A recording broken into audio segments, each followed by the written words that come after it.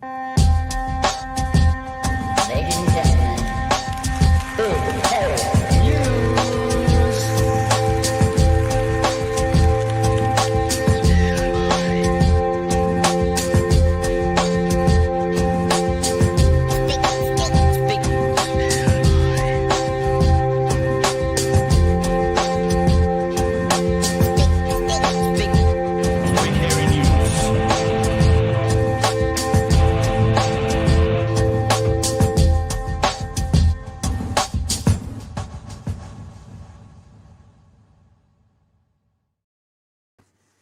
Hey, kia ora koutou, it's fun. Welcome back to another edition of Big Hero News. Apologies for the late start, 100% my fault.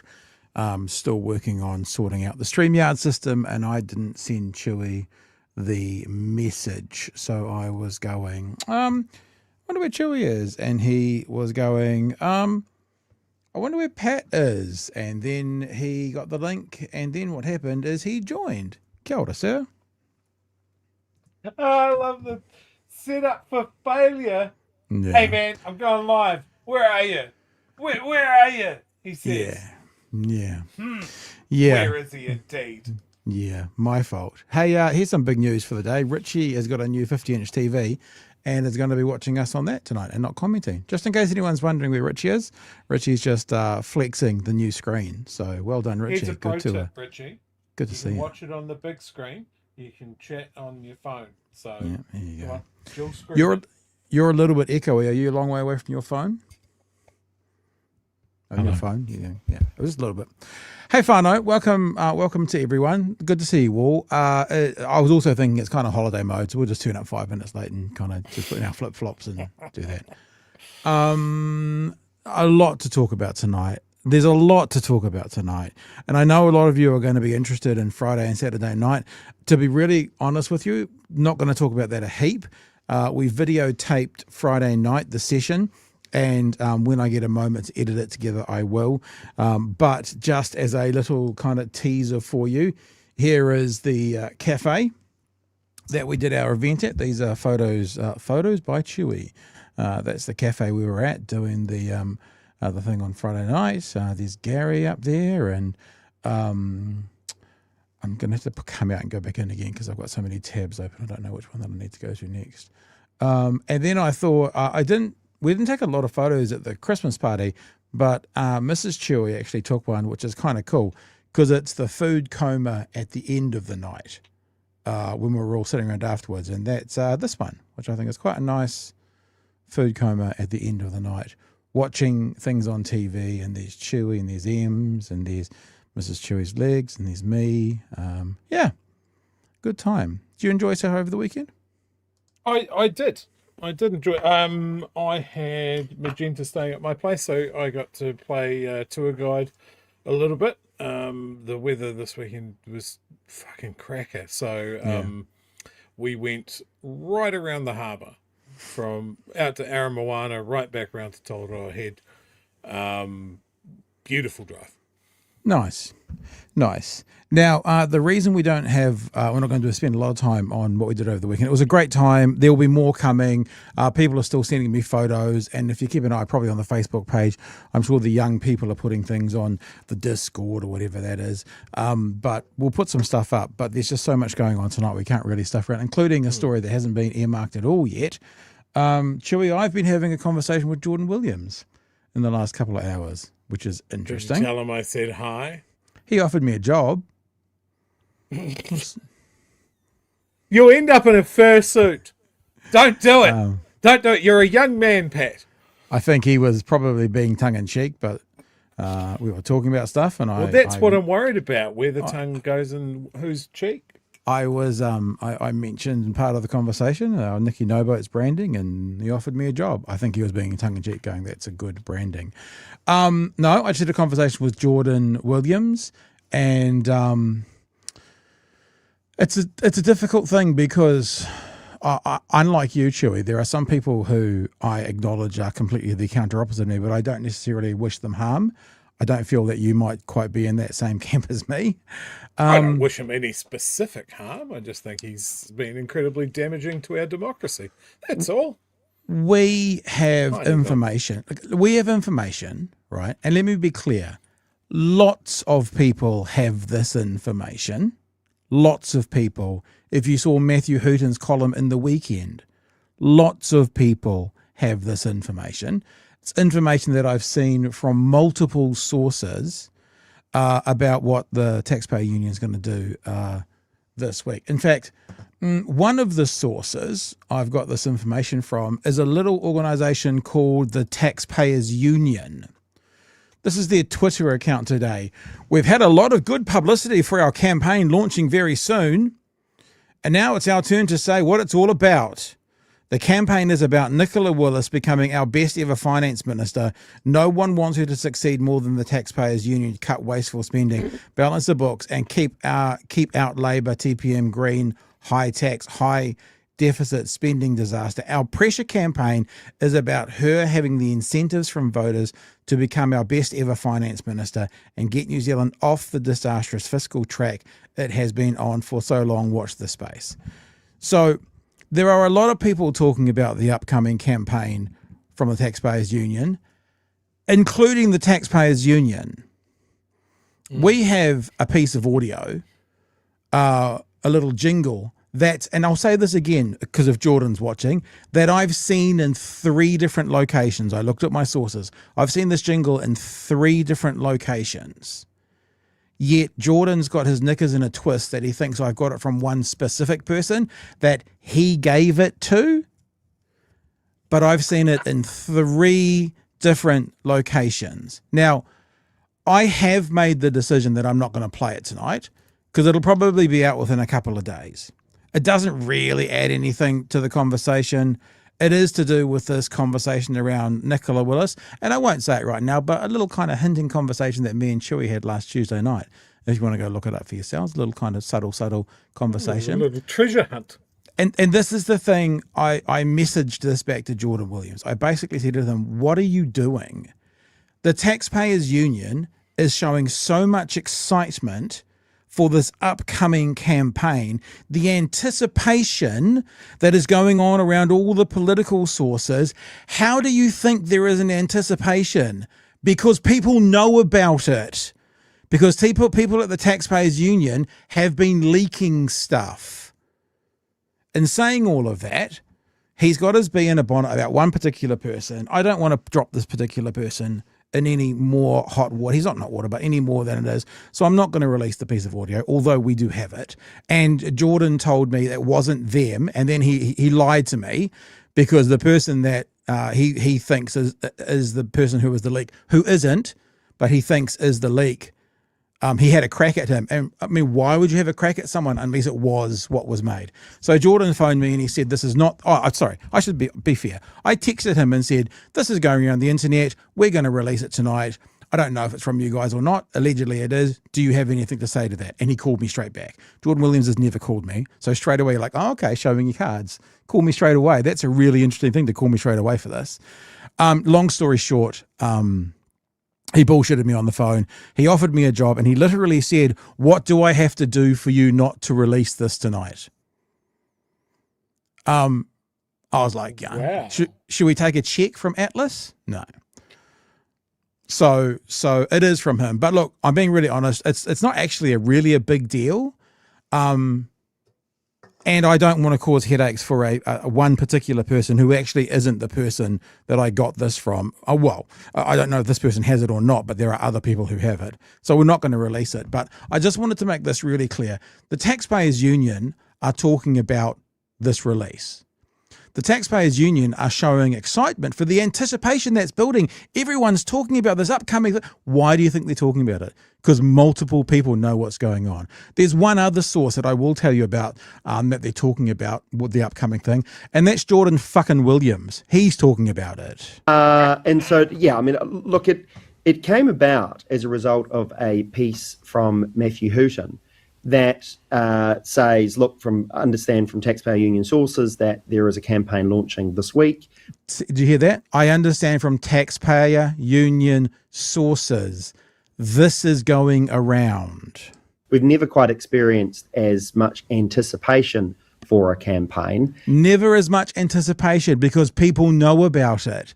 They know what's coming. And although there is a campaign coming to highlight the fiscal truths or the fiscal elephants in the room, and frankly correct a lot of the misperceptions out there by many a journalist and politician and talking head that this government is running an austerity or... No, that's not journalists, Jordan, that are saying that. It's politicians. Journalists, at least, even if they don't ask the questions, they know that they're full of shit when it comes to borrowing. We all know this. Cutting government spending or cutting Wellington... Anyway, enough from this talking head. That's a little clip that we were talking about the other day. And there's a little 13-second clip right there, Chewie. A 13-second clip that Jordan Williams told me wasn't theirs and they weren't doing it.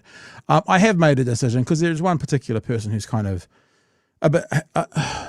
someone who obviously has it, who Jordan is now screaming at. I don't want to make life any more difficult for him. You will hear it when it comes out. It will be big news because the Taxpayers Union, as Matthew Hooton is saying, as the Taxpayers Union is hinting at, and as Jordan Williams himself is saying the government's not telling you the truth on the numbers. And this is the Taxpayers Union, and we need Nicola to be better than that. Right? So we already know what it is. And there's this little quirky cliche, little weird clerky that they're really, really protecting, this little tiny way that they're going to say it, that they're protecting, but that's what they're going to say, right? And actually, Jordan said to me on the phone, well, it's the little tiny bit. And I mean, fair enough. I don't really care. I don't care. They're not our friends. They're not your friends. We owe nothing to them. But I do respect and care for one individual. And even though it's unwarranted, I don't want to put him in the firing line. So we'll just let it come out within a couple of days, and then you'll hear it, and we'll go, what we said, see? What we said. Now, Chewie.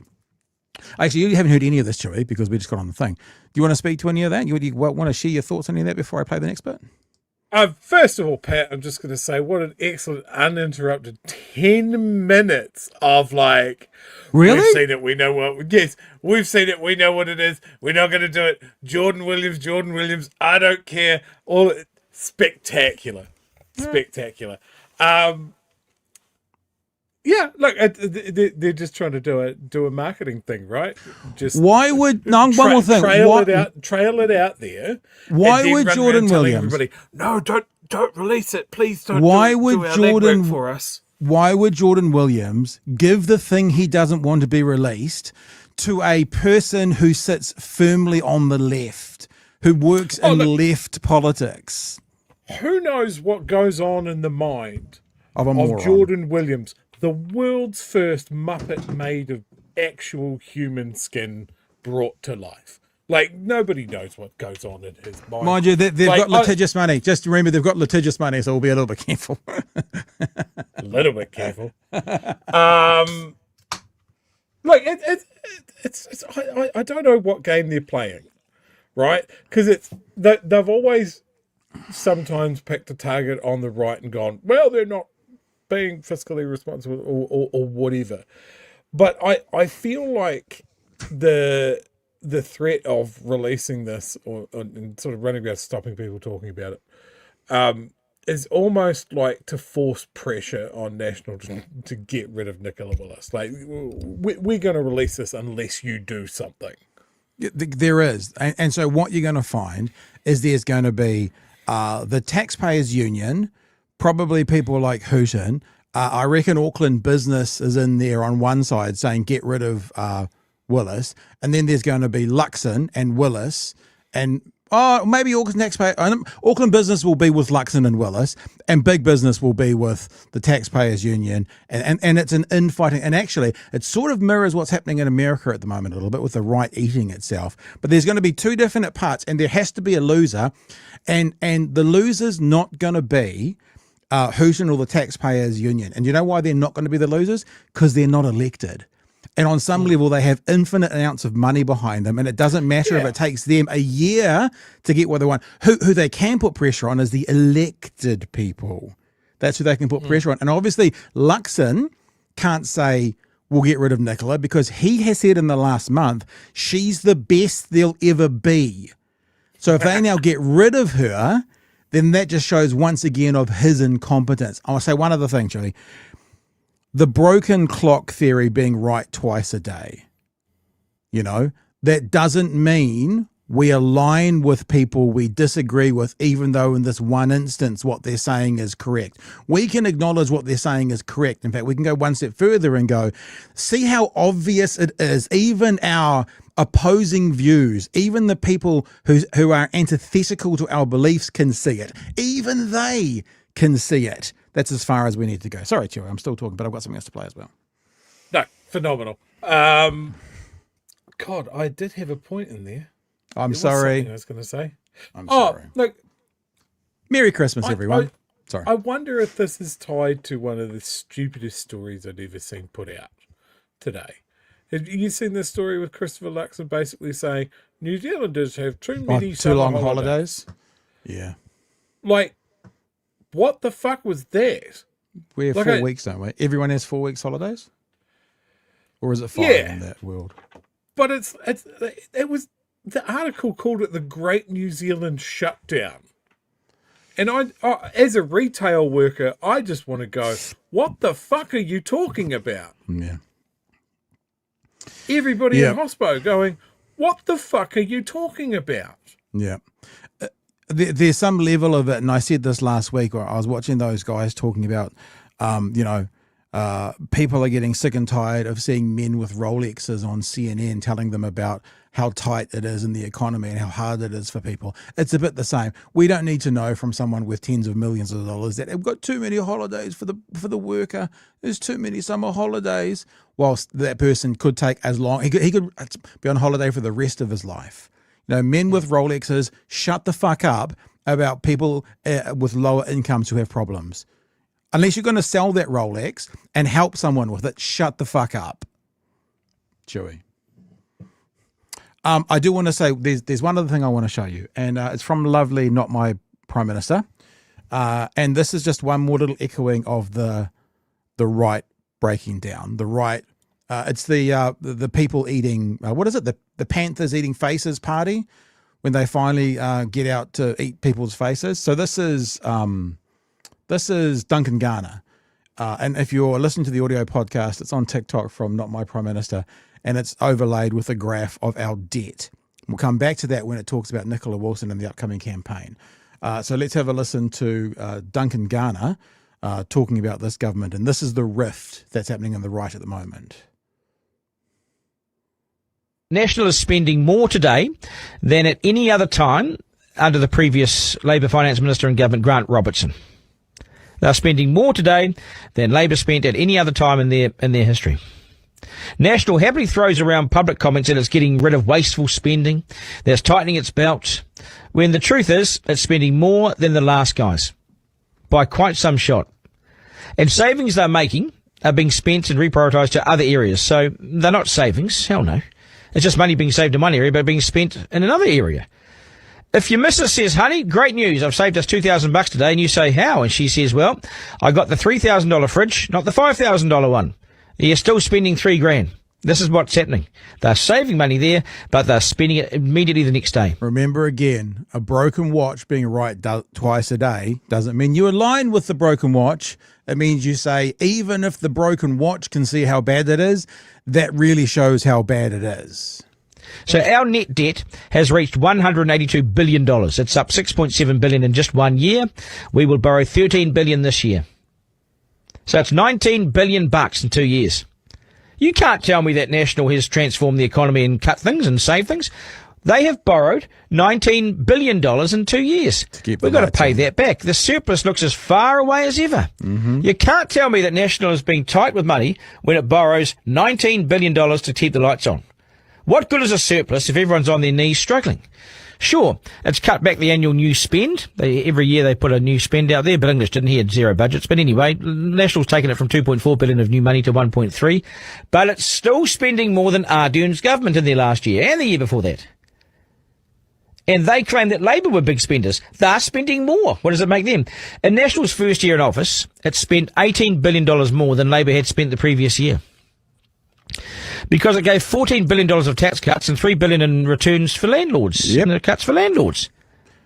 I mean, I will say it only took him 2 years to catch up to these conversations that we were having 2 years ago, but that's how obvious it is. They're catching up. Remember, Fano, we've been talking about this since they cancelled Smoke Free 2025. We've been talking about this since the landlord reimbursements.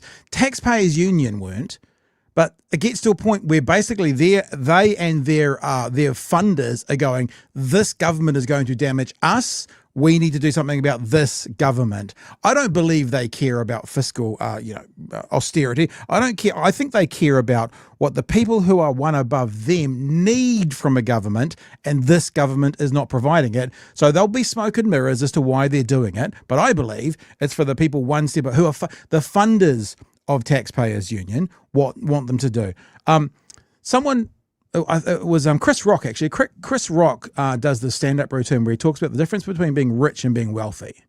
And basically he goes through a long, drawn-out routine, and he goes, sorry, Chewie, this is a basketball analogy. Shaquille O'Neal from the 1990s, early 2000s, 7'2", 300 pounds, like worth hundreds of millions of dollars. And they go, Shaq is rich.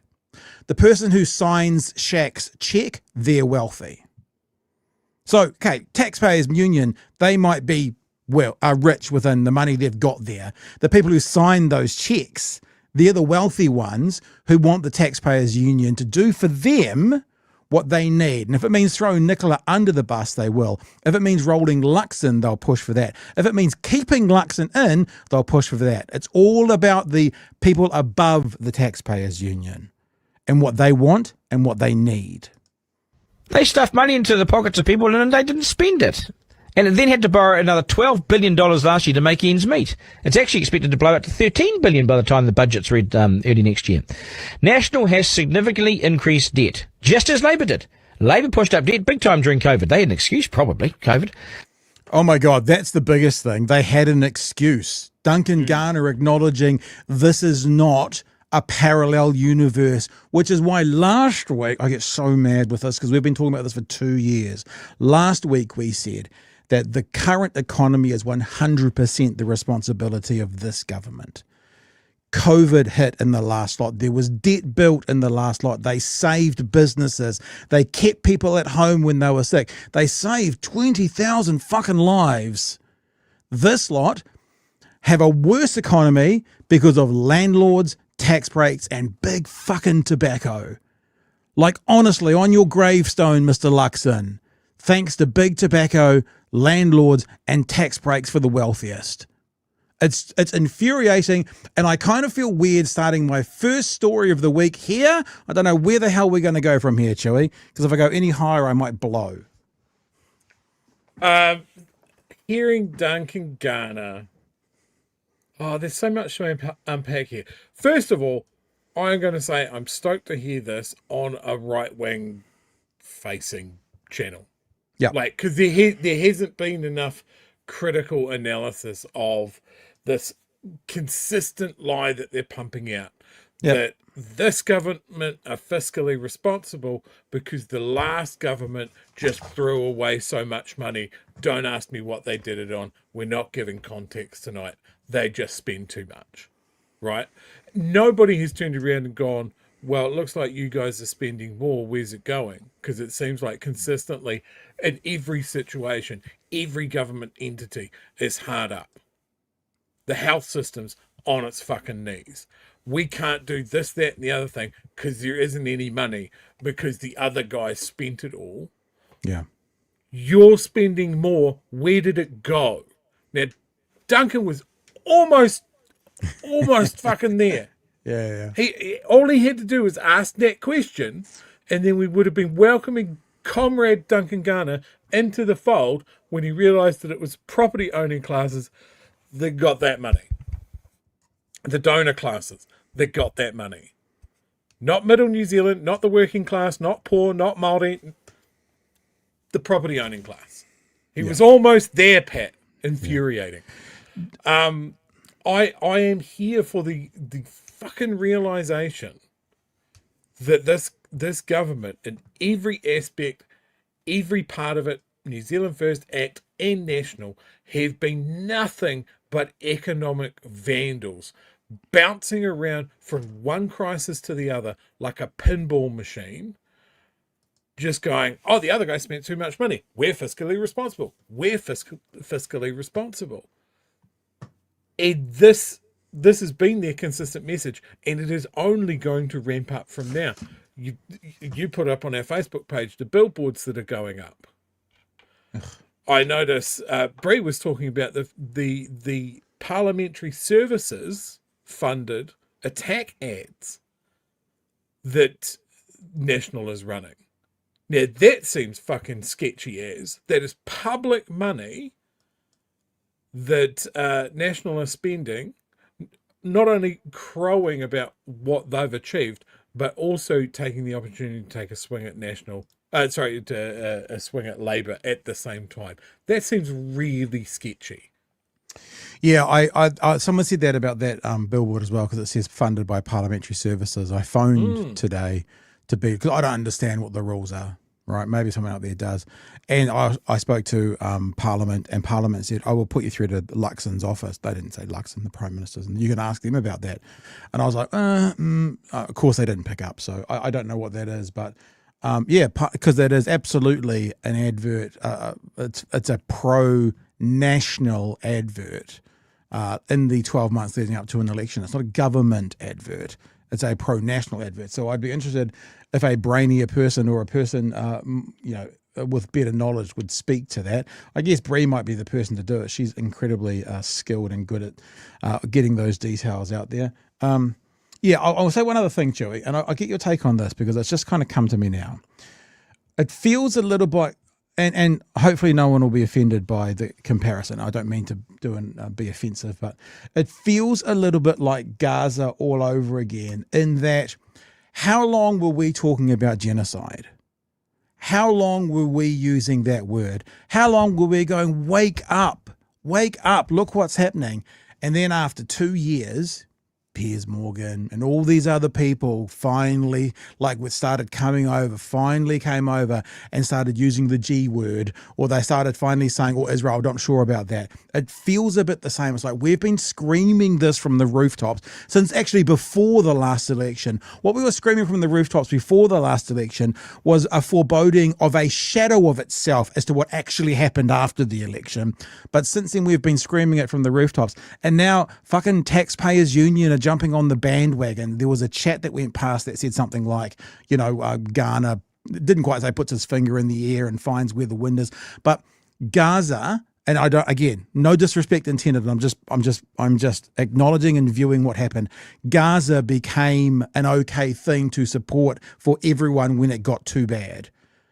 But there was lots of people who refused to acknowledge it at the start. It feels like now there's all these people going, Nicola Willis, not liked very much. We better have a crack. Rather than going from day one, you know how she cancelled those fucking ferries? We're going to get worse ferries and pay more. And what happened? We got worse ferries and we're paying more, no matter how they try and square that circle. So it does frustrate me. And so then my question to you, Chewie, and I'd love to hear your thoughts on this, is do we welcome them on board like comrades? Because they're now saying the right thing in this one area. So do we welcome them on board in this area?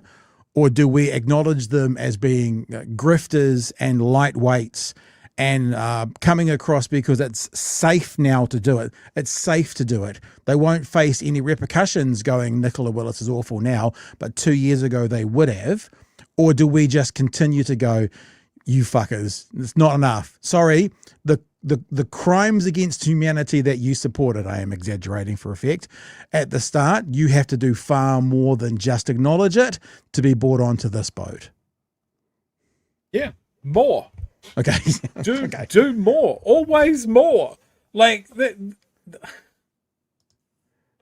Taxpayers Union, and I use that word with deep irony because they're not. Careful. They offered me a job. You might be talking about my employer. They've never been a union. They've purposely used that name to muddy the waters, which is what their whole job is, right? Jordan Williams is responsible for pretty much every AstroTurf group on the right since day dot. It used to be something that never happened. Now it happens all the time, and it's always Jordan. Do I welcome, as a Godzilla versus Mothra moment, TPU having a crack at National? Yes. Are they an ally? Never. Let them fight. Never ever. Because I wouldn't trust them. I wouldn't trust their aims. I have a big question mark over whether they're going to do this sort of thing. Or is it just, oh, well, we won't be. Like, hopefully he does. I want to see him burn. I want to see them all burn. But I would never trust the Taxpayers Union. Yeah, so someone like the Taxpayers Union, like a group like that, it's like the Free Speech Union, right? They do this thing for one of sort of three reasons. One of the reasons is they genuinely believe it, and they they've changed their position. Another reason though is they have to from time to time take on certain, it's like when the Free Speech Union defends drag queen story time because it's free speech, but then the next 99 things they support are far right. They can go, well, we defended the drag queens. It could also be that. It could also just be a ticking of a box that they have to basically do it. The other thing I'll tell you, and I've heard this from numerous people, is Jordan Williams hates with a passion Nicola Willis. And I'm going to say allegedly, because again, I'm aware of that, but I've heard that from numerous sources, that he is a real vendetta against Nicola Willis. Don't know why, don't know what's behind it. It could be false. It's just what I've heard, and I put it out there with a grain of salt. And so is there something personal in this as well? That could be a part of it. So if that were the case, then that's even worse, because this is the thing that I detest about the Taxpayers Union. They are wholesale a partisan organisation. They always swing at the left more than they swing at the right. If they sat there and just pointed out stupid spending, they could do that equally for both sides. Most likely. But in the case of this government, where were they when the ferries got cancelled? Yeah. Right? Because that was action without a plan. You took a big pile of taxpayers' money, you set it on fucking fire. Where were they when tax was cut to be given to a non-productive part of the economy that isn't going to make the tax take any better? Where were their comments there? That's why I don't trust them. So welcome to the show, Fano. That was my last few hours as I was sitting in my studio before the show started, but we were going to talk about that anyway. And so look out for the attack ads coming out this week by the Taxpayers Union against Nicola Willis. It will be fun. Don't get me wrong. It's going to be fun watching the TPU have a crack. Now, where that comes from or how authentic that is or whatever, wait and see. But it's going to be fun. Chewie's heard one of the adverts, haven't you, Chewie? And it's pretty hilarious. It's pretty hilarious. It is funny. Look, it is fun. I hope they do it. Yeah. But this whole, it's a little bit like, and I'm not okay. I'm moving away from the Taxpayers Union, so no one can assume that I'm making this analogy directly to them. But you know how we have huge issues with the Israeli government and their actions. So do white supremacists, but for a different reason, and this is how, and I'm not saying that it's like white supremacy, but the issues that the Taxpayers Union is going to have with Nicola Willis, I feel like, but it's for a different reason, because you weren't there on day one. We were, and we've been proven right. Maybe that's what needs to happen first. How about a fucking mea culpa first, and be like, we missed it from day one. Maybe that would be the more Chewie. Because we've been signaling this since prior to the last election, and we got louder after the election. And you're Johnny come lately coming on board now. Maybe the first thing is humility and going, sorry, we were wrong. We can see now we were wrong. And that's because you chose to be blinded for the last 2 years. And then we'll even have you on, Jordan. Mea culpa first, we'll even have you on. I think Chewie's away that day. Anyway.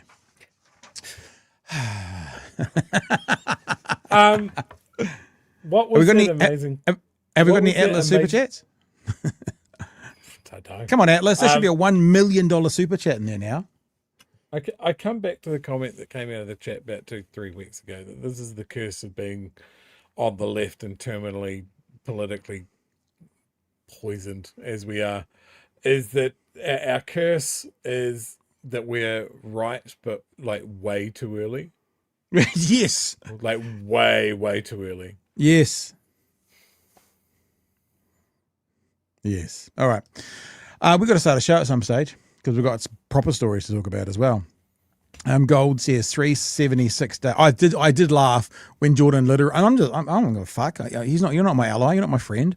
Said to me, "What can I do to have you not play that thing?" I don't need to play it to prove the point that we know exactly what's going on. But I'm just like, how slimy. Money, please. Yeah, how Money, slimy. please. I mean, how slimy. You think you can buy someone? You think you can buy someone's silence? How slimy. I mean, it's revolting. Ugh. 376 days at most. Sigh, says Citizen Gold. Hey, Gold, you've got a fight on your hands with Craig Rennie because on Friday night, remember what he held up, Chewie? What was the sign he held up? Do you remember? Oh, so not that part where he held up a gun and said the revolution starts now. 340. Okay. Now I know, Gold, you've shown us, and I'm with you, but you guys still have a scrap between. Oh, maybe we can get you both on at the same time. We can go at it for an hour, and the winner takes all, and it's like a Hunger Games, but BHN style. If it was a BHN Hunger Games, it would probably just be hungry people eating. I'm guessing because that feels more up our path. It's in the ballot. You can take a check from Atlas. You just won't be able to bank it. Maybe Atlas should do super chats. There you go. Arvid says, "Welcome to the Fufu Brigade, Comrade Pat." I think my fufu has been popped many a time. Was awesome seeing y'all at the Friday meetup, says Ryzen. Yeah, I see you too. It was a good night, actually. It was a really good night. Thank you so much for everyone turning up. Oh, I did have a photo. I've got some photos. I might have opened up some photos. Did I open up some photos, Chewie? You did show some photos. Did I show some? I don't think I showed the photos I was going to show about the Friday night. Maybe I didn't. Honestly, the hour leading up to this. Oh, here we go. Let me just put these up and I'll skip. All I can say about the Friday night thing is it's great that Craig and Dr. Gary are running, but the fire that they are bringing into this, yeah, I don't think they've even begun to focus it, and it'll be a wild ride. Yeah. So further as to the right, as you look at it, is our Mayor, Sophie Barker. She spoke about the hospital. This is Rachel Brookings. She's our local MP. She just turned up, which was lovely to see her. Mm-hmm. And actually, I dragged her up at some stage because the audience were asking questions. They were asking questions of two candidates about what would Labor do. And I was a bit like, hey guys, they haven't won for Labor yet. And so I said, Rachel, do you want to speak to this? And so Rachel got up and said something. Of course, Craig and Gary there as well. And that was cool. That's Ann Daniels, head of the NZNO, and she kind of started it all off. And then, Emily doing the work. That's the new BHN investment, that camera. People were asking about that the other day. So yeah, we'll see how that all pans out. See if it all works. Pile of crap might all fall apart. I haven't even looked at the camera yet. I haven't had a second to do it. Hey, Chewie. Hey, Pat. I thought at one stage that Andrew Costa would be basically our whole show. There is so much tonight, though, because there's the polls, and I do want to talk about the polls. And there's this, and there's polls, and there's shut up. And there's maybe we'll drop fucking Mark Mitchell, because basically he would. No, that's not true. Do we have that power? No, that's true. Do we have the power to drop him? We should. If we do, we should have done it way before. BHN officially drops Mark Mitchell as police minister. There we go. As our patron saint. That we say. He's just done. We'll just see how we go, eh? If we have to drop a story, we can come back to it tomorrow. Because the other thing is Te Pāti Māori and the AGM and the High Court case that put Mariamino Kapa-Kings back in. That's a pretty big story. And you have to kind of cover the story about the High Court and the story about the AGM. And I've had correspondence from people, I won't mention who they are, but they're regular people within our community. Like, I could never vote for TPM again. Not doing it, not going to do it. And part of the polling talks to that, which is why I sort of do want to talk about the polling, because there was leaks this morning that this was going to be bad for Labor. It wasn't bad for Labor, but it was bad for the left, which I guess is bad for Labor, but there you go. All right, let's have a look at this interview. I'll try and cut some of these down. This sounds really weird because you think about Andrew Costa and you go, he's not a very good leader, is he? But I will say one thing. Andrew Costa fell on his sword and then turned up to face the music.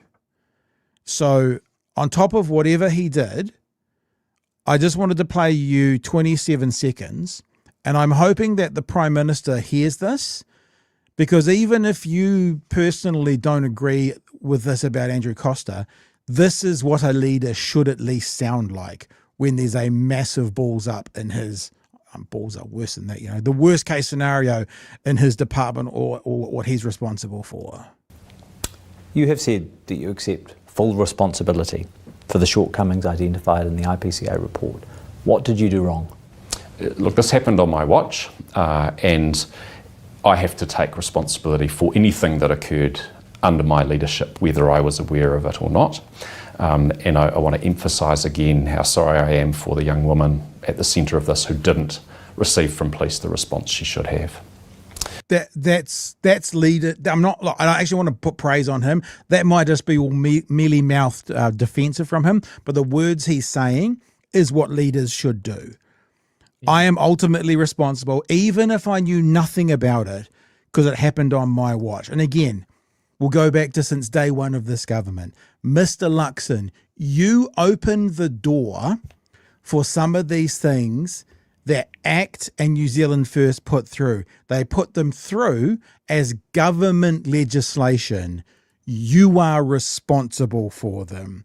Mr. Luxon, you are responsible for the Treaty Principles Bill. Mr. Luxon, you are responsible for the puberty blockers ban. Mr. Luxon, you are responsible for the Regulatory Standards Bill. You cannot, if you are a leader, and maybe that's where you fall short, you cannot walk away from these things because you are the big dog in this situation. Whether you know about it or not, if they happen under your watch, you are ultimately responsible. And whether you believe Costa or not, those words that he said are the words that leaders should follow. That's all I wanted to say with that, Chewie. If you want to speak to that before we get into some of the clips. No, perfect. Actually, we won't do that one. We don't. I'm just there was a conversation around how political is the appointment of a police, and it was more like how political within the police system. I am looking to maybe save a bit of time, so we're not going to go to that one. This one though, when Mr. Mitchell, Mark Mitchell, was on Q&A, he commented that the police were corrupt. You remember he did let that word slip out at the very end. He then walked it back, for fairness, but he did say it. And what does Mr. Costa think about the usherance of corruption at the police? Mark Mitchell said on Q&A that you were leading a corrupt police executive. He repeated it, he justified it, then later he said he'd misspoken and withdrew his comments. What did you make of that? I was pleased the comments were withdrawn. They went well beyond what the report found, and from my perspective, they are without basis. You have accepted, you say, full responsibility for the shortcomings identified in the report, although there are some details you contest. You have apologised to the woman at the centre of this, to the police. Have others similarly taken responsibility for their roles in this? I think for the reasons we discussed earlier, that no one wants to be associated with what we now know Jevon was doing on his computer. It appears to have been very hard for people to acknowledge their role or to accept any part in it. And I don't make that observation because I want to displace it on anyone else. I don't. I accept I was in charge. It went wrong on my watch. I have to take responsibility for that. But it's been very fascinating to observe just how little people are willing even to acknowledge things that occurred in the course of this. Chewie, thoughts? Yeah, look, overall, I think it's not a bad comment. I'm just sitting there. We often talk about, well, I often talk about what being a leader is, and it is acknowledging that you fucked up, and you fucked up can be everybody around you or under you fucked up. So now you've got to go on TV and tell people that. And we don't see that very often at all from politicians. So I think that the difference here is worth noting. But whether this is a guy trying to launder his own his own reputation, because just copying to it is an excellent way to do that. It's unrecoverable. He can't navigate his way out of this. So you just might as well put your hand up and just fucking let it happen. Bryce Edwards today. I think he wrote a piece today. I'm just looking for it. It doesn't matter. Bryce Edwards' piece is talking about the Costa McSkimming saga is not over, and there needs to be bigger diggings. And I think we heard that when we heard, and I think I've got the story up here. Actually, maybe I'll try and find it, because the first thing we heard was all these emails that had gone to Mark Mitchell's office, yeah. But then, like, it was actually the week after that, we heard that a whole bunch of those emails also went to Christopher Luxon's office. Police Minister Mark Mitchell says it was atrocious for police headquarters to tell staff in his Beehive office not to inform him of arrivals arriving in his own parliamentary inbox containing allegations against McSkimming. Prime Minister Christopher Luxon's email account, also the recipient of 10 anonymous messages in December 23 and January 24 that made allegations against the former Deputy Police Commissioner. So this is that hasn't been talked about very much. That came out kind of the week after it started to do the big hit. And so Bryce Edwards saying he thinks there's more here. We also hear afterwards about all the tickets that have been written, or the alcohol limits that weren't correct. There was another whole bunch of police officers basically filling quotas. So yeah, I haven't read all of Bryce's thoughts now, but I do honestly think that this, I mean, oh gosh, I mean, does it need a royal commission? Does it need a royal commission, or does it just at least need one step further than the IPCA to have another look into what's going on? Because remember, as Chewie's always said, and you know, we all sort of understand, one bad apple spoils the bunch. Don't let one bad apple spoil the bunch. But what happens is with one bad apple, it spoils the bunch. It means there's others that are spoiled.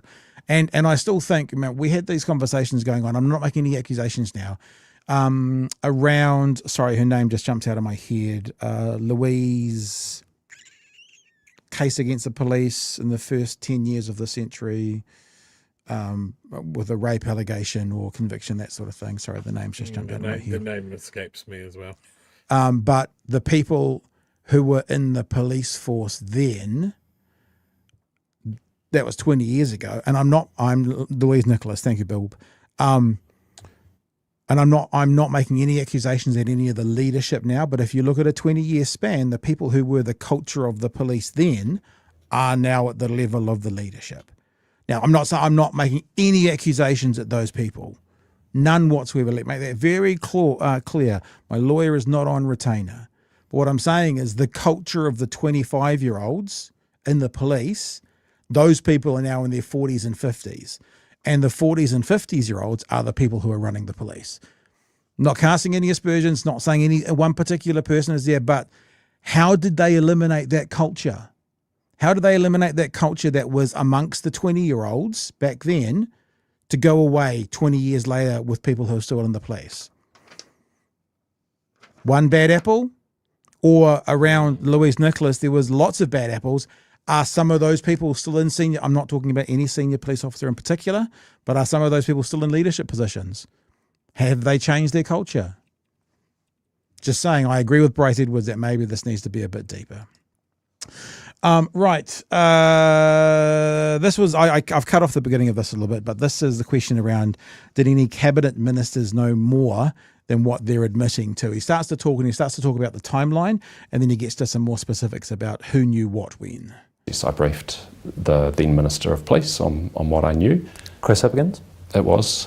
I felt that it was important that he knew what I knew ahead of a statutory appointment process starting.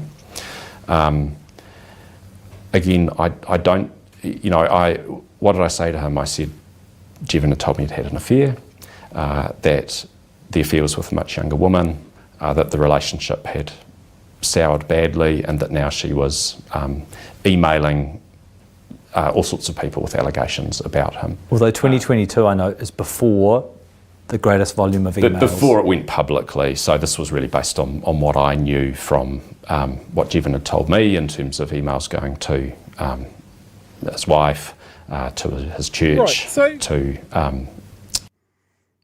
Yes. So, okay. I realise that at this point he probably hasn't committed a crime.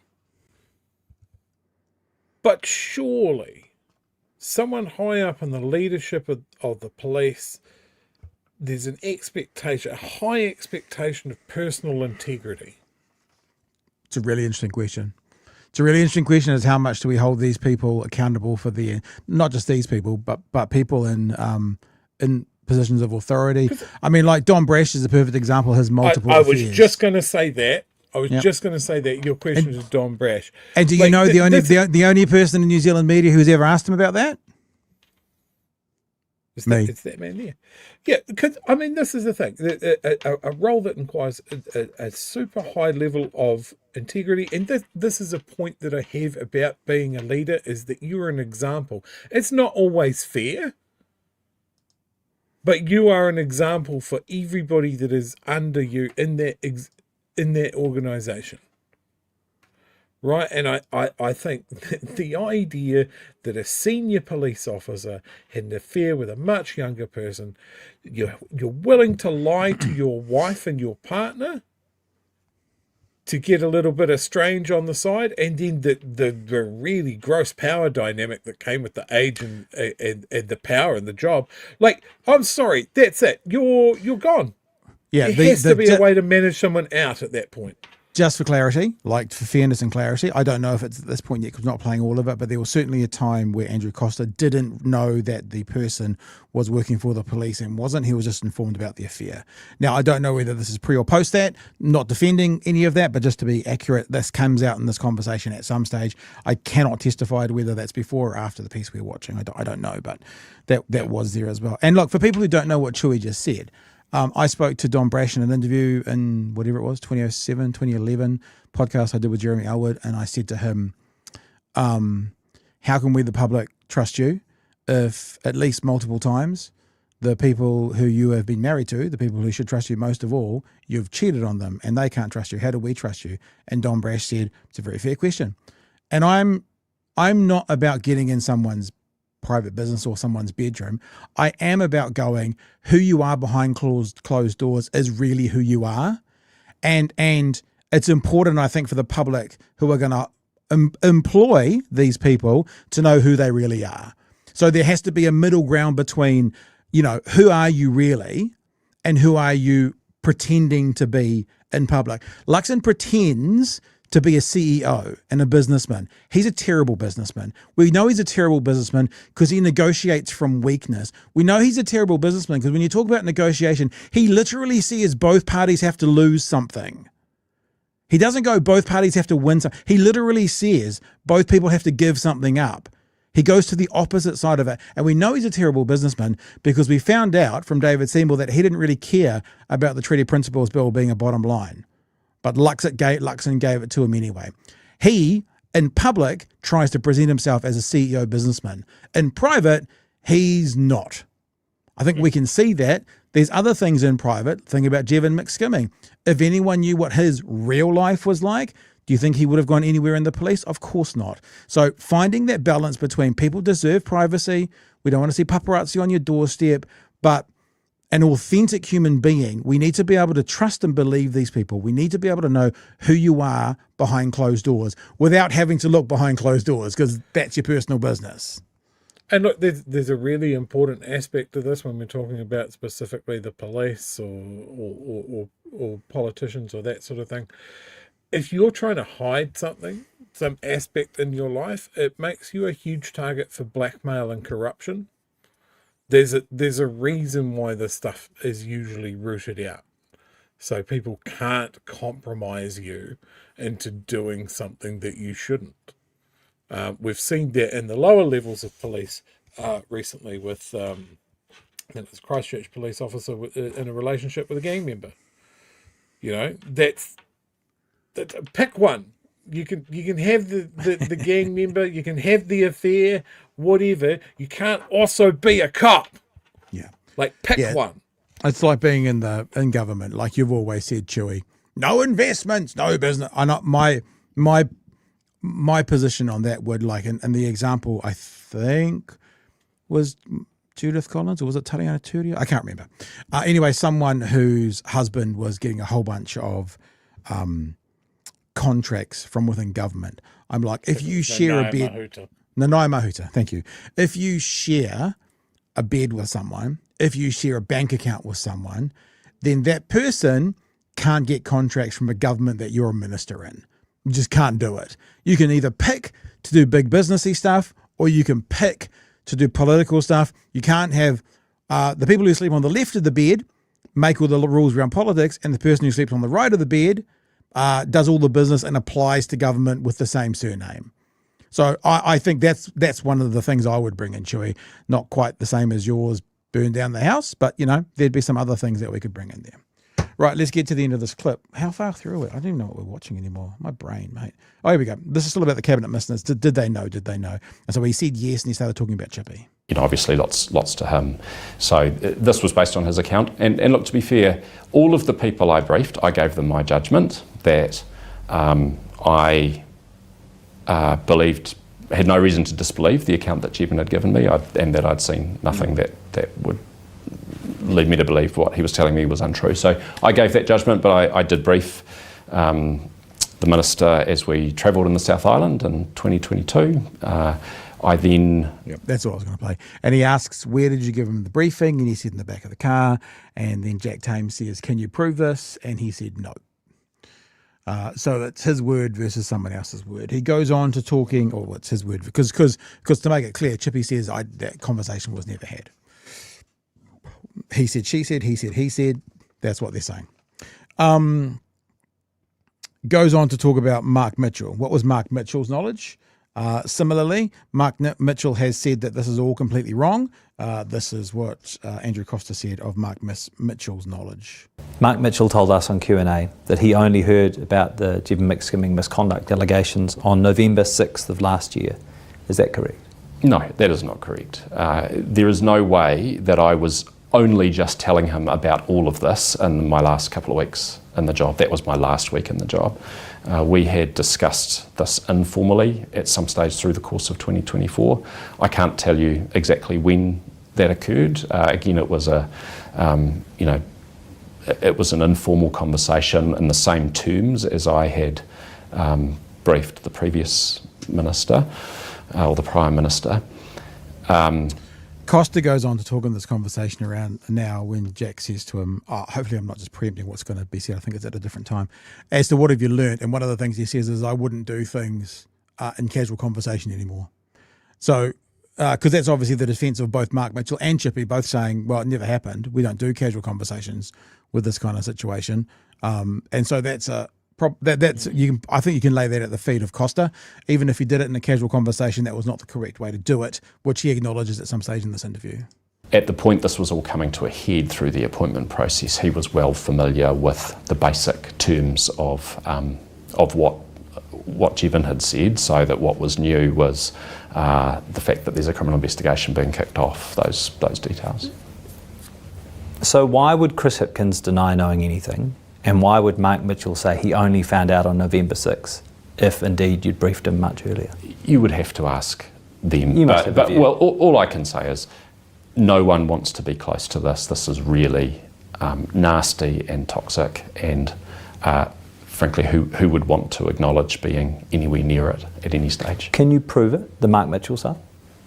Well, no, I can't. It was an informal briefing. Obviously, from 2020, late 2023 through the course of 2024, but particularly early 2024, emails were going in all directions. That's been publicly acknowledged. I think people need to form their own judgment about whether those emails would have in any way reached any of their intended recipients, or whether somehow that. And that's this thing coming back to going to Mitchell's office, yet Mitchell never saw them. They do get to a little bit of that towards the end, but yeah, that's what they're talking about. That there was instructions for the emails not to be given to them. It sounds weird. I'm not obviously sitting here saying that anyone's lying, but it doesn't sound like normal practice. If I was the boss of a department and like a terrible situation with a staff member or something, like came in and I was just like, I don't want to see it, just hand it off to it doesn't feel like that's good practice, although not saying it didn't happen. It feels off.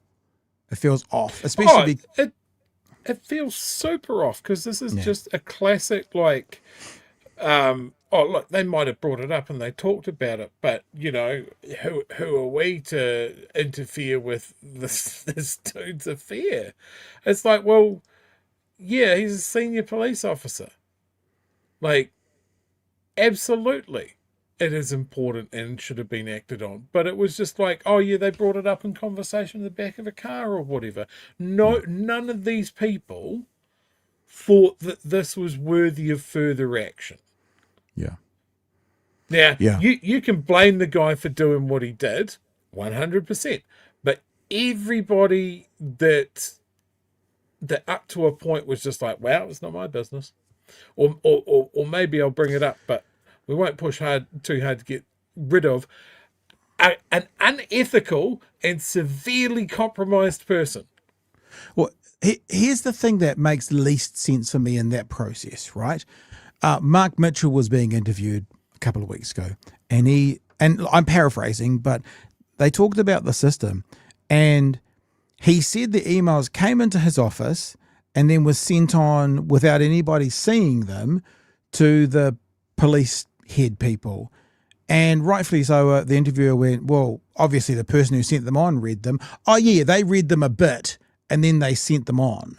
Now, that person who received the emails, if they saw Senior Sergeant Constable Bigwig Barry Boy, obviously with a title, and you're still going to go, okay, I need to pass this on to the police, but this looks pretty important. Maybe I should take it to my minister and still not do it. That's what it feels like, plausible deniability. It's like someone's read that email enough to send it on, but what, they haven't quite read it enough to know that it's really serious to pass on to their minister. That's one of the big, square that circle for me, because that's one of the big things that doesn't make sense, unless it's literally been said. And I'm not blaming Mitchell for this. Maybe this is practice in other offices. I don't care what it says. If it's the worst of the worst, it goes to them. But then that would be terrible. So I need that explained a bit more. We'll get to the end of this clip, yeah? Mm-hmm. We're still talking about Mark Mitchell's knowledge, and this has got about 60 seconds to go. Yeah, I want to ask about that. Mark Mitchell said his office was explicitly instructed to redirect emails regarding Jeff McSkimming away from him and his staff. Is that true?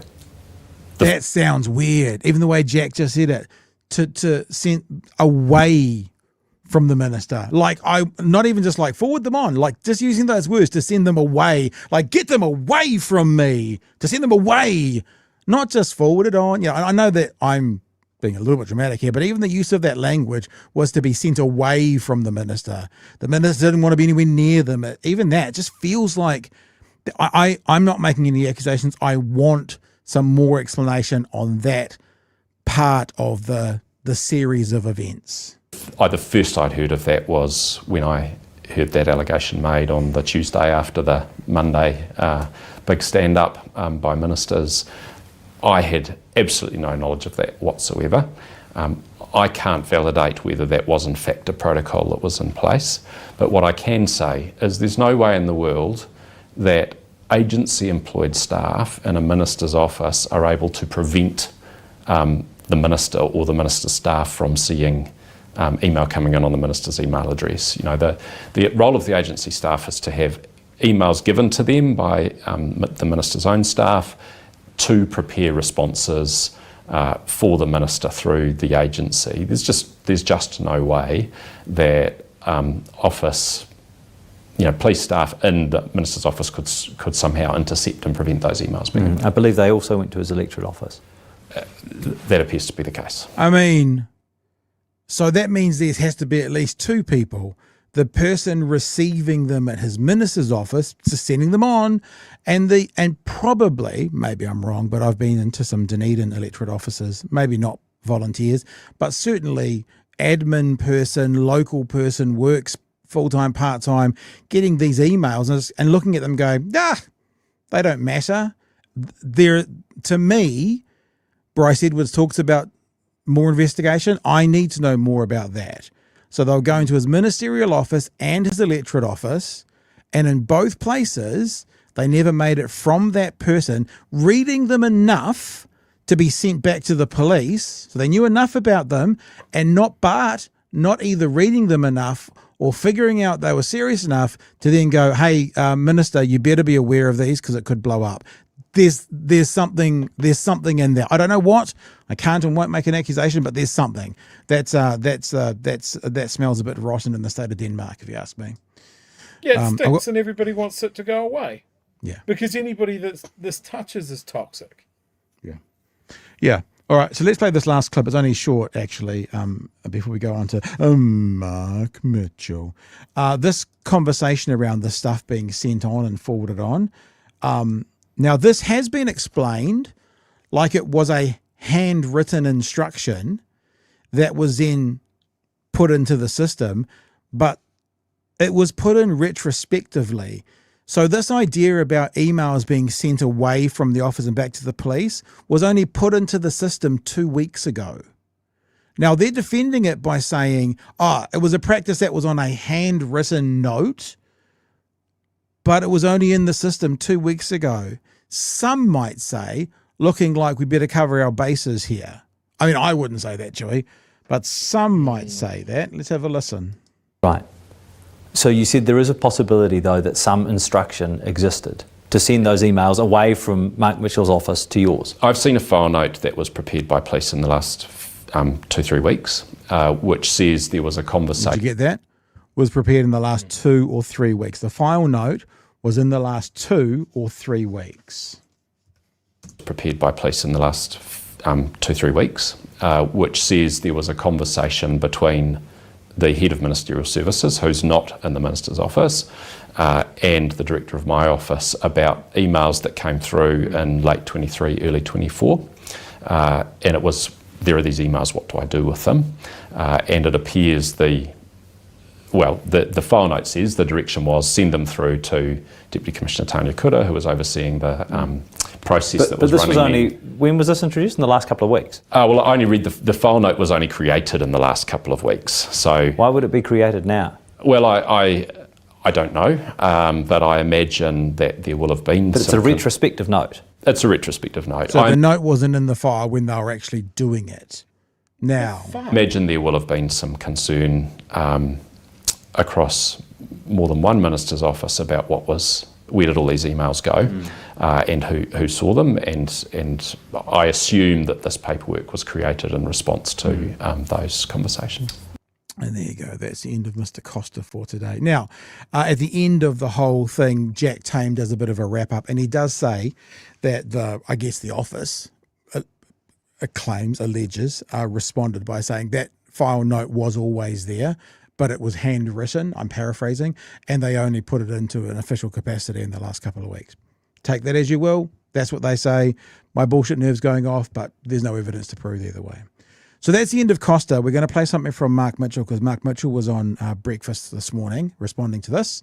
But on the Andrew Costa, any thoughts, Joe? As much as we praised him for his initial comments, basically the longer that went on, the more it seemed like trying to nail jelly to a wall. Yeah. Yeah. And that's exactly why I didn't want to, I made it very clear at the start, right, that he may or may not be the kind of leader that would do the right thing, but the words he was saying are the words you want to hear from a leader when shit goes bad. So, so speaking of leaders, let's have a look at Mitchell's response to this morning. We're going to watch two very short clips. I'm going to drop one of them because at one point he defends himself and Hipkins, and I'm like, Minister of the Crown defending Hipkins, that raises red flags. Because basically he gets asked, did you or Hipkins know about this? And he goes, I don't know. I couldn't answer what Mr. Hipkins had done. It's like, oh, okay. Being very generous today to Mr. Hipkins. I wonder why. And on TVNZ this morning, just basically the same question started off, which was, when did you know? When did you know? Andrew Costa's made explosive claims about who knew what and when in the Jevon McSkimming misconduct case.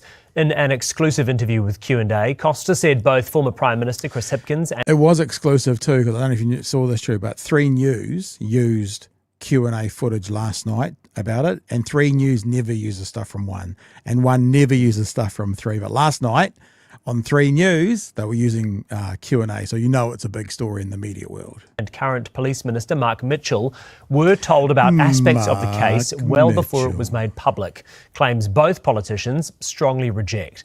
We'll be speaking with the Labour leader tomorrow morning, but now we are joined by Police Minister Mark Mitchell. Good morning, Minister. I appreciate you're in the car, so hopefully this connection will hold up fine for us this morning. When did you know that the IPCA was investigating a complaint?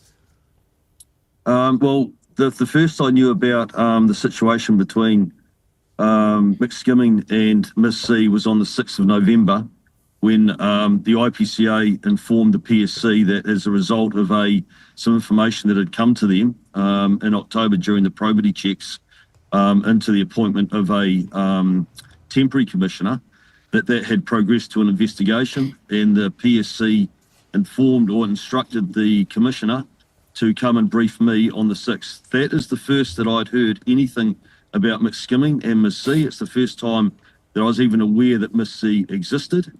And I was provided a full briefing by the outgoing commissioner, at which point I called a meeting with the PSC and with the Solicitor General the following day to bring forward my concerns around the case, because I just did not accept or believe the narrative that had been presented to me that Jevon McSkimming was the victim in this case. Andrew Costa told Q&A that there's no way that would have happened, and in his last week there, he would have briefed you on this. That is complete and utter nonsense. He said we had an informal chat. The type of relationship that myself and the Commissioner had did not involve informal chats. Everything was done in a very formal way because I was dealing with him around issues that I had in terms of performance of the police executive for most of 2024. And he was heavily invested in Jevon McSkimming becoming his successor as Commissioner. So the only thoughts that he shared with me about Jevon McSkimming were quite simply glowing endorsements of his performance and his capability. If he had brought forward to me at all any issues around Miss C and Mr. McSkimming and laid out the facts for me, then I would have said exactly the same thing that I said to him on the 6th of November, what support has been put in place for Miss C, because that was I'm a father with daughters, and I've been an MP for 15 years, and one of our jobs as a local MP is to protect people against the power of the state, and I was very clear about that. I hate that. I've got daughters, that means I'm good on protecting women things. That's the only way that I have empathy towards women, is because I helped make one, as a gross way to work out how to look after women. Jesus. Super quick, right? People are asking if he's driving. Now, being fair, he's pretending to. I thought he was driving. I actually put on Twitter that I thought he was driving because I thought that this hand on the side was actually on the wheel, but he's on the left-hand side of the car. And I thought, well, yeah, because cameras reverse things, but I did a bit of deep diving. This looks like the text is the right way on these cameras. So I mea culpa.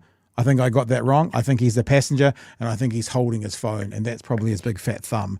I think he's on the left of the car, because he is, but the camera hasn't reversed it, what it does somewhere, because these words seem to be the right way. Just to get past that, though, Chewie, your thoughts? You don't think You don't think he's got one of those kids' fake steering wheels that you put in the car so they can pretend to drive as well? He might have one. He might be pretending to drive, but I think he's in the passenger seat. So again, I said that. So this is what you do when you make a mistake. I think I put that out today. That's why I took it down, and I even put down that I took it down because I made a mistake.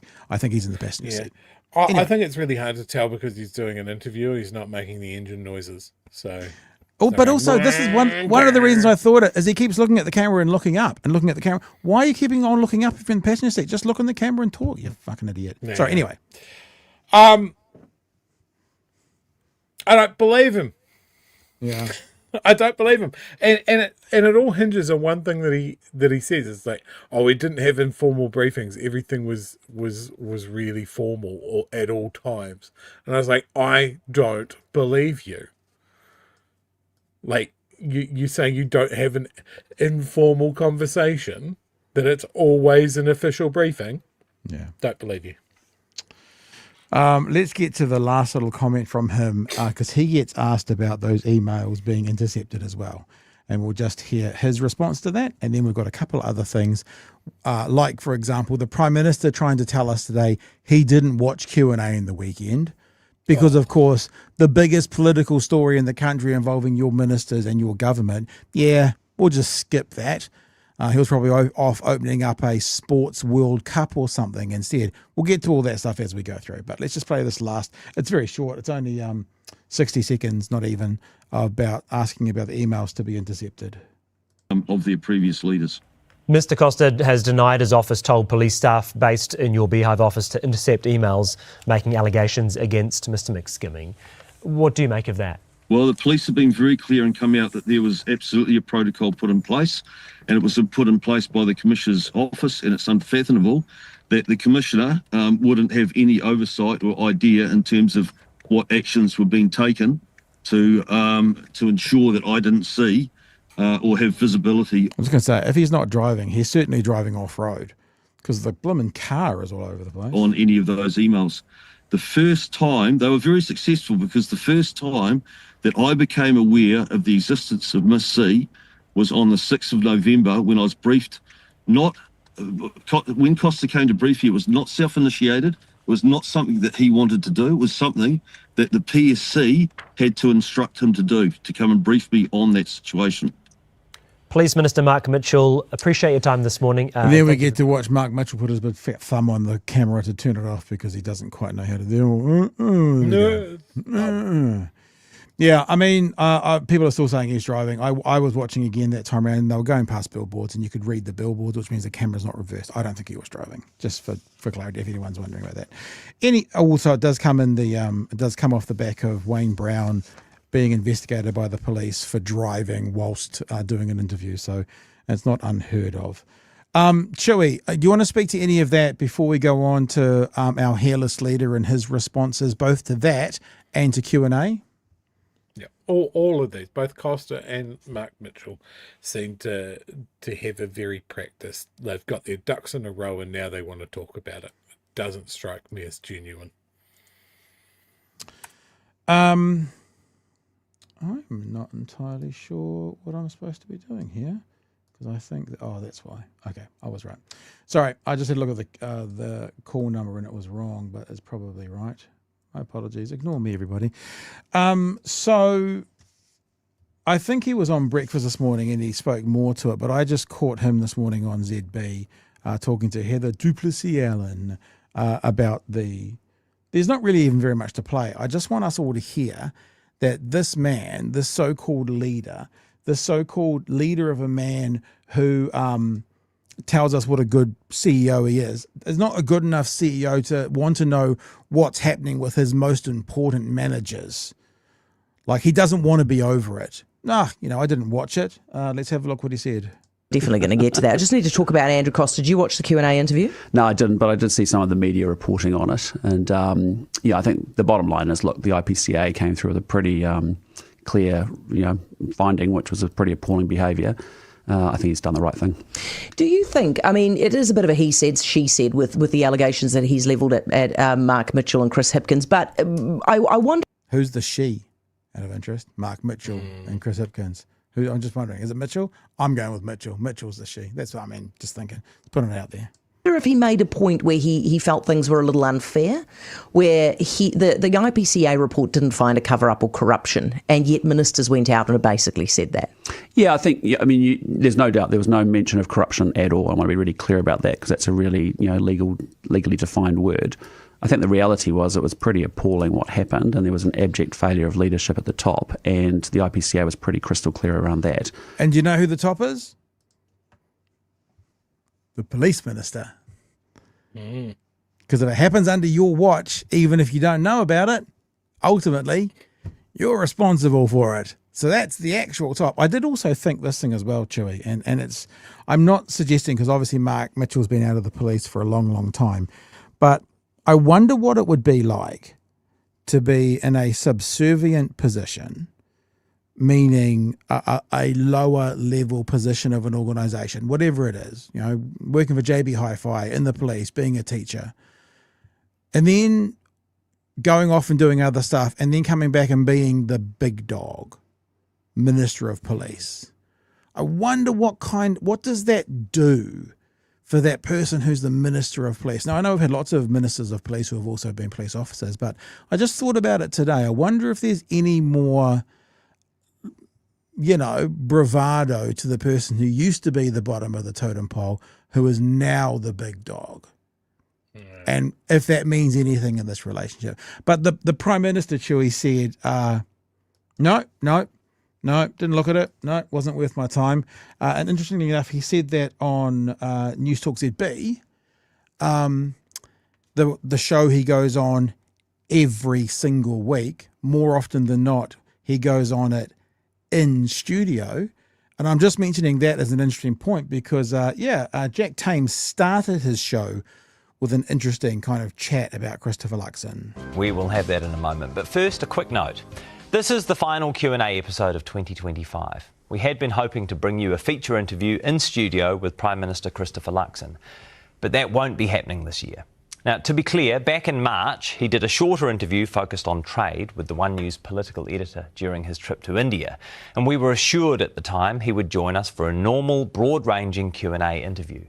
Those assurances have continued all year. We check in with the PM's team regularly, but despite a standing invitation, they told us last week that actually the Prime Minister would not be fronting here this year. It should be noted, other Cabinet Ministers also refused to be interviewed on Q&A this year. These include Foreign Minister Winston Peters and Social Development Minister Louise Upston. We think there is a vital democratic function in interviewing and challenging politicians of all stripes in a longer and more sustained format than the standard daily news cycle allows. We hope they will agree to come on Q&A in 2026. Now, you asked the question, why wouldn't they go on? So what I did was I went to our page, Q&A. I went to our page. I went to Big Hairy Network, and I searched Q&A in the Big Hairy Network. And what came up was things like Nicole McKee fact check by Q&A. Chloe on Q&A failed to answer questions we would expect. David Seymour looks out of sorts on Q&A. What else we got? Christopher Luxon's abysmal performance on Q&A with Jack Tame. Nicola Willis on Q&A was embarrassing. Jack Tame made her look like an amateur. Willie Jackson on Q&A getting grilled by Jack Tame. Climate Change Minister Simon Watts, train wreck Q&A interview. Now, I know we're putting those words on there, but they're pretty fair descriptors. And so now you think about Louise Upston. Wonder why she doesn't want to go on Q&A. Wonder why the Prime Minister doesn't want to go on Q&A again, Chewie. Yet, sitting opposite Rolex-wearing Mike Hosking to talk about poverty. Every fucking week. Every single week is laughing and joking. I think it's a really interesting observation just to put out there. Yeah, like I think he's an absolute coward. And I think this comes to something that I put up on Blue Sky the other day, is the attitude that this government has brought to the table is we don't give a damn about public opinion. We're just going to push through all the negative press, all the negative feedback. We are just going to keep doing what we believe we have the mandate to do, rightly or wrongly. We have commented at every stage, whenever we cover a Q&A interview, whoever it is, whether it's Hitkins or someone in the government, that Jack Tame will catch you out. He does not ask a question that he doesn't know the answer to already. Now, we've seen Luxon in the media. We've seen how he performs. We've seen how he'll keep going back to his buzzwords, and that's that. Jack Tame would eat him alive. Yeah. And I mean, as you saw from what we can't put this guy in front of people. So we're just going to keep on putting it off and putting it off and putting it off. And as you saw by our titles of our clips, he did it to Chloe, he did it to Willie, he did it to these left leaning politicians as well. He's not. That's why I think Jack Tame is one of those politicians. And to be honest, not that we're comparing ourselves to Q&A or Jack Tame. That's why when Ingrid Leary last week had an absolute balls up, we needed to call it on her absolute balls up, because that's what you do, Whānau. You can still support one team and go, hey team, you got it wrong this time. You can still play sports ball, and if one of the members on the team is not doing the best job they can, you can still say to them, hey, you as a part of our team, you're not performing as well as you should, so we're going to replace you, or you need to pick up your game. And in some levels, I think that it is our responsibility to be harsher against our team. And that's because we want our team to win. And if we've got big gaps in the back line or whatever it is, and we don't fix them, then we lose. There's an old adage of iron sharpening iron, right? Meaning like rubbing swords together to make both of them sharp. It's a horrible sound. It makes all sorts of sparks. It grinds. It doesn't sound or feel good, but it makes both things you're rubbing sharper. And I think that's what happens in a healthy democracy as well. I know that we are an echo chamber on some levels, but we're not an echo chamber like the right accuse us of. Like, we're not an echo chamber that will say we're only good and you're only bad. We're an echo chamber because we approach the world from the left, right? We do. We're unapologetic about that. And most people watching are on the left. We're unapologetic about that as well. But when the left cocks up, I mean, some may say we actually go harder on them. Just because we might hit the right more than the left, it's one of two things. Either we're biased and we let everything go, or the right are just that much worse than the left. Leave it up to you to decide which it is. But when the left cock up, Chewie did, we've got Chippy coming on next week. And although it is going to be more of a Christmas vibe, it's not going to be the place for a hard-nosed interview. We've already talked about it, me and Chewie. We are disappointed with their boring, they're like the right at the moment are doing exactly what Chewie said. They're grabbing stuff. Chewie, you just said that they think they've got a mandate for. I disagree with you. I think they're just doing it knowing they don't have a mandate, but they can do it anyway. Whereas our guys in the what was the last? It's so fucking milquetoast. I can't even remember what it was. What was the last announcement by Labor? All kind of around the edges. Nice stuff. Low cost loans for people that want to doctors. Set up a doctor's studio. Good idea. Good idea. The medical professionals have said good idea. They welcome it, but it's not taking the economy by the balls and saying follow us. It's not grabbing one of those sharpened blades and running into the future. It's nice stuff around the corners. This government is the perfect example of that explanation I always talk about politics, that at the end of the game, this government is the team that they don't care if they've fouled every person, they've eye gouged every person, they've kicked everyone in the nuts and the shins, but they've won, versus the left of the guys that want to throw the perfect spiral pass and kick beautifully and look good. I don't mean literally. And they're like, oh, well, but we played a good game. And the right, and these guys are the best example ever of it, are like, I will just rip your fucking head off as long as I can win. Don't say you have to be exactly the same as the right, but if you don't get a bit of it, it's going to be nicey, and you're going to lose. Yep. Which is probably a good time to move into the polls, Chewie. Maybe we'll leave the Te Pāti Māori for tomorrow night, or maybe we'll touch on it super quick when we get to the end of the show. Do you want to add anything to that before we head into the polls? Yes, I want to acknowledge all the comments in the chat that are referring to how many anecdotes you're using that relate to genitalia. Rubbing swords together, cocks up, the whole works. I didn't. Rubbing swords together is not genitalia. Shisha, that's your genitalia, mate. If anyone's got genitalia like that, I feel sorry for your partners. That would be a nightmare. I see what you did there. Swords, knights, well done. You're too quick for me. You're far too quick for me. All right, let's do this, guys. Let's have a look at the polling for tonight. Now, we don't often pay much attention to percentages or seats in the House. The one thing about this, now we will know at the start of next year whether this is going against the trend, because what you want to do is follow trends, and the trends pretty much have been showing the left increase. But the melee in Te Pāti Māori at the moment, we said this when it happened, it will be bad for the left. And no matter how much you or me or anyone may think, and I know many of you don't, but may think that Labour are kind of milquetoast and need to do more, you'll see in this poll that Labour is doing what they're supposed to be doing. If this poll was going to be the election, it would be the minor parties on the left letting the side down. Big ifs, really big ifs. Labour is doing at the moment what Labour should be doing. This could be an anomaly, and we'll know at the first poll of next year. But this is not a good way, no matter how you look at it, to go into the summer break. Tēnā tātou katoa, good evening. Te Pāti Māori has taken a hit in our latest One News variant poll, but the Green parties had the biggest drop, losing a considerable chunk of support.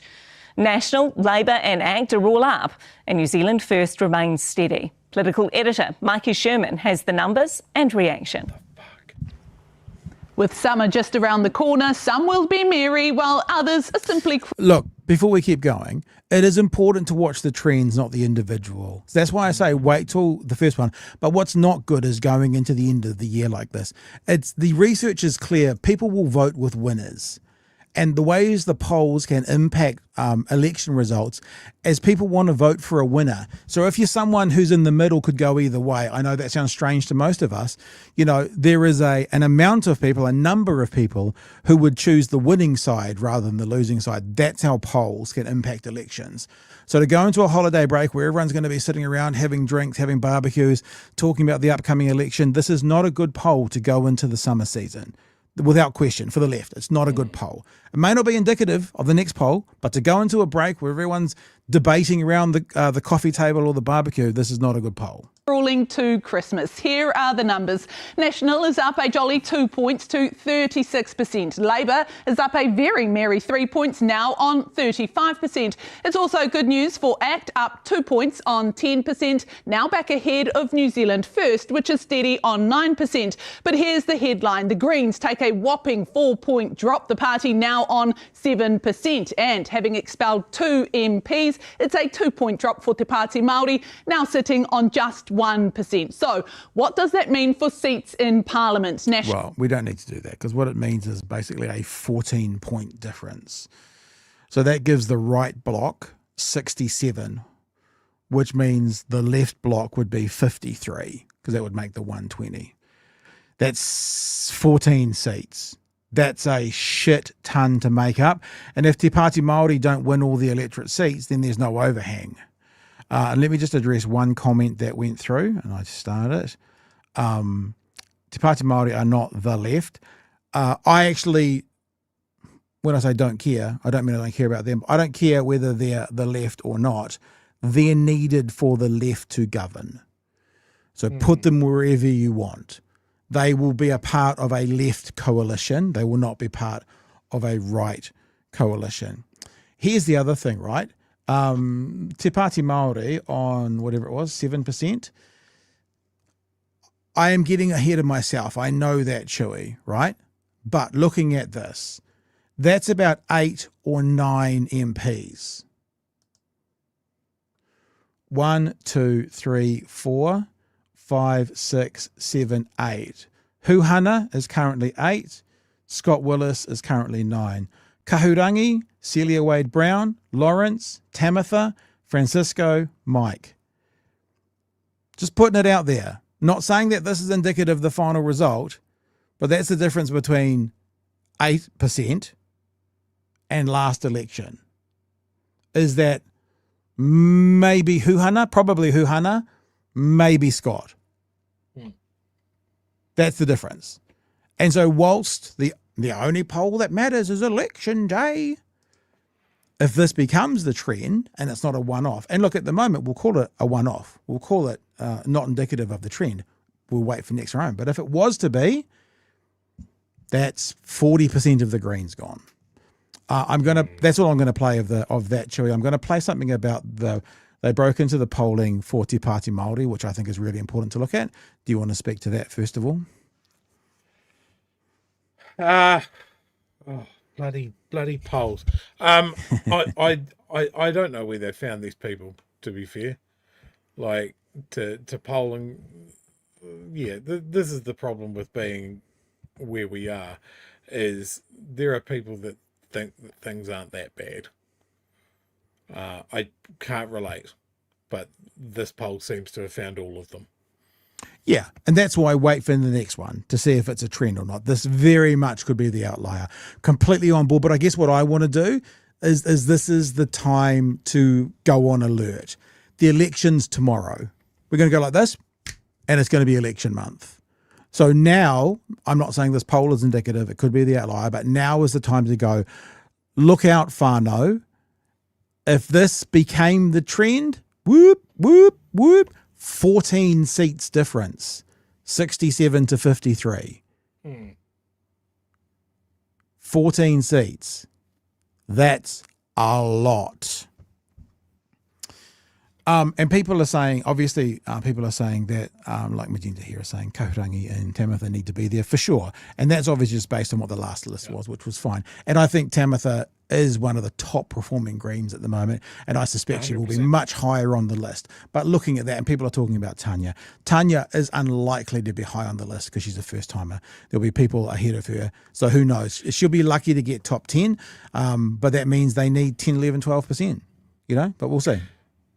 This is what I was saying in relation to Craig in Wellington.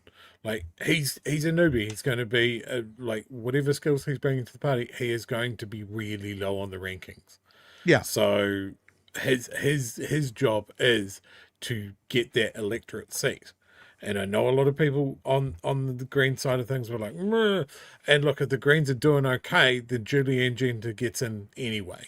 If the Greens aren't just she's doing 3. okay. At the moment, she's 3. So she is most likely going to get in.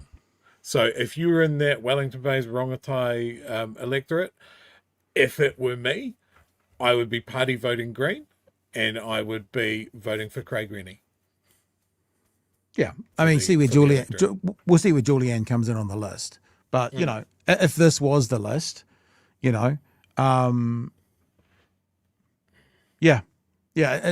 like I said, I am actually wanting to be. I don't want to blow it up too much, like it's all over. But what I'm saying is, this is the time, whānau, to start to pay attention, because the polls do influence people. Its research is clear. The polls will help people pick their side. People want to go with the winners. Dumb. They don't want to go with the losers. Yeah, it is. But that happens. Stupid. That happens. So this is the time to start to pay attention. This is not the be-all and end-all, and it's not the trend, but it's the time to start it. The polling tonight also went into the Māori seats and the Māori Party as well. So let's have a look what they had to say, because they actually spoke to actual Māori voters about what they were thinking as well, not just a random Te Pāti Māori where they would be on the list. This time last year, Te Pāti Māori were riding high in the polls. Off the back of the enormous hikoi, they were sitting on 7%. Remember that? 7%. That was the momentum. Without question, that was the momentum. And there's no point like bullshitting anyone. That's gone. Like, We still don't know the full how this is going to play out and exactly what's happened. But what we do know is there's no momentum. It's gone. 7% they were in the polls after the hikoi, and now they're 1. You goddamn right I told you not to come! Now, after months of infighting, allegations and expulsions, they're at 1%. In Rotorua, voters weren't impressed with the antics. If they can't sort it out within each other, within themselves, we are going to lose some seats. Time for some new leadership. They could do better. I think maybe we need a younger movement of people. Interesting, man. The stretch of Rotorua, if you don't know Bay of Plenty very much, like when I went on honeymoon, I finally felt at home because I grew up in West Auckland, and I got to Rotorua and I was like, oh my gosh, Chewie brown people, because it's not like that in Dunedin. Very, very Māori community, very high percentage, obviously one of the cultural centres of New Zealand. I'm like, obviously the television news will pick and choose the comments they use, but they're not struggling to find comments that are like Te Pāti Māori not happy. So even if they have picked and choose a little bit, they haven't struggled to find these comments, which says something in and of itself. Even if it's not representation, even if it's 50-50, this is not the place a year. After the hikoi last year, you wouldn't have had this response in Rotorua or other predominantly Māori communities. You wouldn't have had it. In replacement of Te Pāti Māori, I think the mentality of them is too old-fashioned. We all Māori at the end of the day. Yeah, I think better off just getting along with each other, eh? The co-leaders put on a united front at the party's well-attended AGM at the weekend. Their movement heard them, their movement saw them, and their movement felt their absolute unity in going forward and taking this government out. Others confident they'll keep hold of most Māori seats. We've come together at the appropriate and correct. I mean, my question to Rangi McLean would be, why are you confident of that? Like, what do you see that gives you that confidence? I have no idea whether you're right or wrong, but I'd like to know what your process is, what your metric is to think that. Because I don't think many other people out there, I'm not on the Māori roll, but we're hearing from people on the Māori roll who are going, we're done. So what brings that confidence is the follow-up question. And I think we'll hold on to them. Yeah, even though it's happened to us in the past. In the One News Varian poll, we asked, should the current Te Pāti Māori co-leaders remain in their roles? Less than a quarter of people think they should stay on. Almost half believe Te Pāti Māori should choose new leaders. Just under a third didn't know. General population, but they do break it down for Māori as well. We can also break that result down further. Amongst the Māori voters who were polled, around a third felt that the co-leaders should stay on. 45% thought that they should go. The rest didn't know.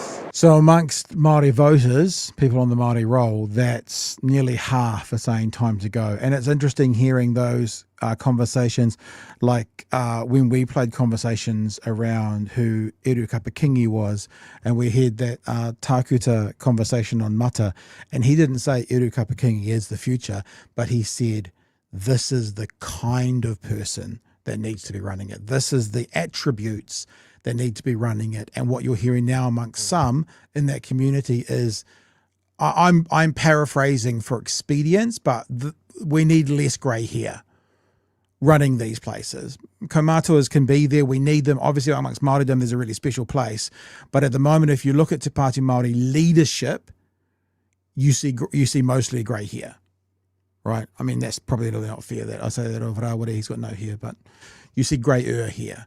And it's interesting to see that. I mean, look at the Greens, Chloe. And Chloe's still in her 20s. I think she might be just in the 30s now.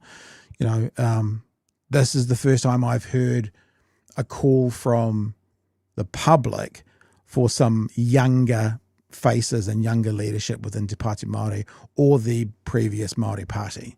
It seems like it's been the older generation leading them, which has been good. It feels like it's the first time that at least some of the community has gone, it's time for the next community to step up.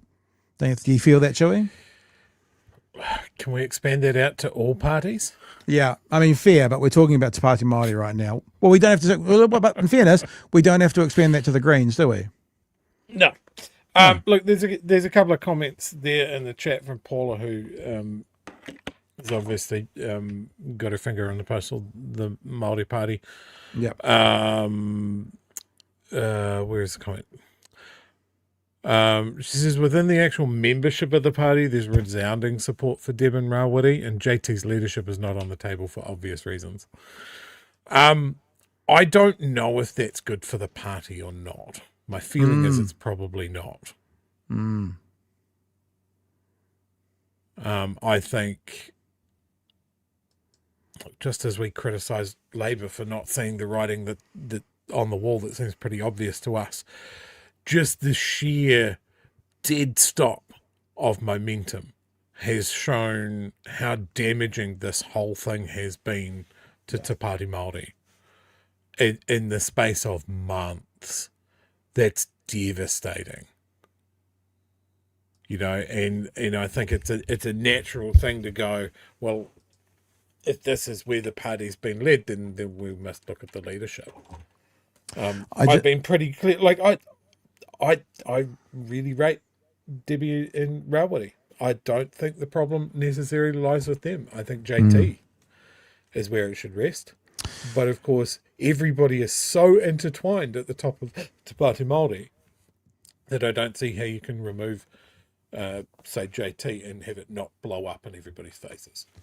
So we'll get to the end of the story. Actually, we'll get to the end of the story for it. Then I'll read you an example of the kinds of emails that I've been receiving. I won't mention the person's name because I haven't asked to, but I will read out, and I won't show it. I'll read out the content of someone who I believe was either at or received information about the Te Pāti Māori AGM and what their thoughts are right now about how and who they're going to vote for. The co-leaders weren't available to be interviewed today, yet as their party self-combusts, they continue to insist everything's fine. We can all land as one with hearts and puku full of faith and hope in our movement, and the message was really loud. We're onwards and upwards. Just clearly not in the polls. Benedict Collins, One News. Okay, so this is a email that I received, and it's indicative of several that we've received. And it's an email that has come from Te Pāti Māori, subject AGM update Sunday 7th of December 2025, proceeding with a limited agenda. This is what the person has written to me. This is utter bullshit, Pat. AGM means absolutely nothing. Doing just reports. I'm over Te Pāti Māori now, becoming more and more gutless, not attending hui by iwi or even trying to fix anything between Kapa-Kings whānau and Tamahiri. I've spoken to a few Māori that feel the same way. Last year, Te Pāti Māori were strong. This year is showing how weak they actually all are. All of them, ! Apologies for the rant. I'm not voting Te Pāti Māori next election. Example of some of the word. Put it this way. I'm not saying they're not out there, but no one messaged us today with support, over this weekend with the support. It's got several that weren't, So, yes. So there are some people who are very frustrated. And I guess we always need to take a step back, and that's why we appreciate people like Paula and others, because it's not our world, it's not our department. And I guess on some level, when we're looking at it now, when I'm looking at it, I am looking at it as a political beast, because that's how the game is played. And there's a whole bunch of stuff to understand more about tikanga and about how it operates. But still, at the end of the day, people have to put a vote in a ballot for you to get in to support the cause you want to support. That's the end of this journey we're on. The end of this journey is on whatever Saturday afternoon it's going to be, people ticking a box and putting it into a ballot. And I feel fairly qualified to at least talk about that side of things, if not the sort of Māori perspective in general. And from that side of things, this is looking pretty shithouse at the moment, Chewie. Yeah. No, not good at all. Yeah. What else can I say? What you can say is if Craig can make a valid, legally supported at most case for a lesser number, I will totally update my tracking. Just need that citation link. Laura says, how many Atlas bucks for a 3-hour stream? 300,000. 15mm Gustavus. Costa behaved terribly. Chambers is using Costa as a scapegoat to leverage blame onto him to stop anyone questioning what he does moving forward. Another one from 15mm. My scope. Officers threatened my career if I didn't fight with them. Racist to Asian officer asked me to lie about a gun, made fun of victim, told my recruitment advisor and senior sergeant, did nothing. I guess there's some personal information there about a case that we don't know too much about. Peter says, this is still talking about Costa, there's a lot of fuckery afoot. Kai Mātara says, John Tamahiri, more like John Tama, get out of here. I see what you're doing. Get out of here. Get out of here. John Tama, get out of here. And Wahiki says, a lot of my whānau and friends are over the drama in TPM. It is sad, indeed. Now, we did have that story about, I guess, Te Pāti Māori and what happened over the weekend with the AGM. I guess I feel like we've kind of ticked that box for now. We will stay on top of it in case we need to, but I think it's the end of the show now. Is there anything you want to wrap up with, Chewie? Anything you want to say or speak to? Look, nothing so much about the stories, just to those of you that I spoke to over the weekend at the event on Friday. It was a pleasure to meet you guys in real life. I think Pat certainly learned a lesson that it's hard to organise an event and then be present at the event when you're trying to get it to work. Yeah, when we were, it's very challenging. Yeah, when we were, this is a little bit inside the is it inside the room talking now? Like, I know that if we're going to do this again, I can't be responsible for the tech and be available for catching up, because you can't do both, or else I need to be there doing the tech 2 hours before the meetup. So I apologise if I was a bit distracted for half of it, team, but it was lovely to see you all. And overall, though, I think, Chewie, it's fair to say that as a test case, it worked. And I don't know, there was 50 to 60 people there. It was actually a really good-sized crowd for that cafe. And what we were testing is, potentially next year, what we want to do around the country a little bit. Obviously, that'll come back to funding, and we probably need to buy a little bit more equipment, and that'll come back to funding, and not doing a pitch right now. Don't panic, whānau. But we will, I think we've got a model that will work. A BHN tour of New Zealand, possibly doing political debates or political town halls, inviting the politicians, doing one in Auckland, one in Wellington, one in Christchurch, one in Dunedin. If we've got enough funding and enough topics and stuff, maybe getting to Hamilton, Tauranga, who knows? So yeah, it was really good, and I'm very thankful for all the people. Have you got your little trophy? We haven't even showed people. I haven't even got any in my studio. I can go and get it. One second. They're all upstairs. You're going. We were lucky enough that there was a local artist here in Dunedin who did some work for us, and with everybody winning something at the podcast awards, I decided that we should give everyone a trophy who won in there, which was hopefully a surprise for people who thought it was really cool. So we had a local artist here in Dunedin make native timber, local Dunedin macrocapa. I'm sorry, it was at the other end of the manor. And inlaid with pawa and with people's. There you go. There's, hold it up closer. So there's the awards that people got. That's Chewie's gold award for listener choice, and Gary got a bronze for. Man, we need to get you a better camera. Gary got a bronze for current affairs, and Craig, who wasn't able to hang around, got a silver for current affairs. And the 4 BHNers got a gold for listener choice. So, yeah, we made those as well. I've actually messaged the podcast awards people and said, hey, just so you know, because there's a few other people who have seen them and go, hey, I'd like one of those. So we've got to be a bit careful because we haven't done it as a fundraiser. We just did it as an homage. It's not official. But I know what it's like to have, a little recognition of your thing. I've got my New York ones up there, and that's a London one, and that's a New York one, and that one's a Sydney. What I would also say, that's a New York one. It's not going to come across in the camera for obvious reasons. It smells. It smells amazing. Great. Yeah. It smells so good. Yeah. And it's totally natural. It's like a full natural timber. The fronts are, it's not a veneer, but the actual. Can you hold it up to see that? Yours is a bit lighter. It's a bit harder to see the words when it's a bit lighter, but the bit on the front is still part of the block. It's just been CNC'd out and then filled with resin and then put back on. So It's all solid wood. It's cool. Super cool. So we did that little award ceremony on Saturday night, and it's a shame Craig missed it. Yeah. So thank you. Thank you for the patrons out there. I don't want to do a big pitch now, but, patrons are the people that enabled us to funnel the money off to people who were coming down here, even though some people who will remain nameless refused any money. You know who I'm talking about. But other people, we either pay for them to get down there, or we at least help them to get down here. And beautiful patrons. So you guys helped us, and the people who donated on the website to the Christmas fund as well. You all helped. Oh, Chewie, 666 viewers right now. 666. Hey, good time to go. All right, guys. It's been a hell of a few weeks, guys.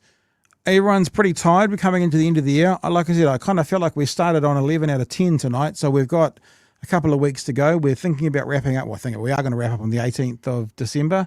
So that means sort of 7 shows to go for us. Kids are back on Friday night with a Friday night show, and then they're going to be done with us on the Thursday night as well. And my plan at the moment for the Friday night that's just been the event, I'm going to try and get it edited together. And then if you are a patron, you will get it as soon as I edit it. And then for everyone else, we'll probably play it on the 19th. So we'll finish on Thursday the 18th, Friday the 19th. We're aiming on playing the Friday night footage for everyone. So it'll go up on YouTube. Mm-hmm. But as soon as I make that, which is hopefully in the next couple of days, patrons will get it straight away. Patreon.com/Big Hairy News. Right, I want to go now, because if I go now, it's not going to be quite 2 hours. It's going to be a bit under. We can't do 2 hours. That's just wrong. All right, that's it. Shut it down. All right, that's it. Pull Shut the it plugs. down. Pull the plugs.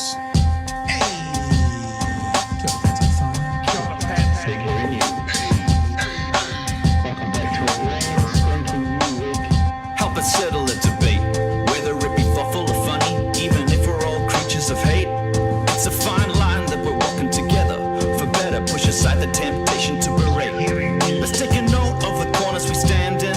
As many points as the hairs on my chinny chin chin. When the news that we're watching is hairy, knowing all the things that we need to be wary of. Like the rich have the hand out for rewards, while the many have to work out what they can't afford. And the rest of us ain't paying attention, or maybe have questions we're too worried to mention.